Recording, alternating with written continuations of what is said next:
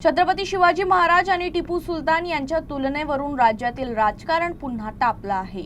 या वादावर भाजप खासदार अनिल बोंडे यांनी काँग्रेसवर जोरदार टीका केली। तसेच काँग्रेस प्रदेशाध्यक्ष हर्षवर्धन सपकाळ यांनी केलेल्या वक्तव्याचा लग्नपत्रिकेत ओढण्यात आल्याचा उल्लेख करत हा प्रकार जाणीवपूर्वक केल्याचा आरोपही बोंडे यांनी केला आहे।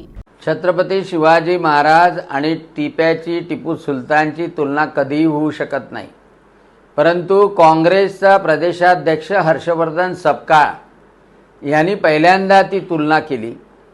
टिपू सुलतानाचं उदात्तीकरण करण्याचा प्रयत्न केला आणि त्याचीच प्रेरणा घेऊन त्या वलगावमध्ये लग्नाची पत्रिका छापल्या गेली। टिपू सुलतानाचं उदात्तीकरण करण्याचं जे काँग्रेसवाल्यांनी चालवलं, प्रदेशाध्यक्ष हर्षवर्धन सपकाळ बोलला त्याचीच री हे कोणी हिंदू मुस्लिम एकता संघ, कोणी कौमी एकता संघ, कोणाची पत्रिका, कोणाचा लेख लिहून ते करण्याचा प्रयत्न करतात।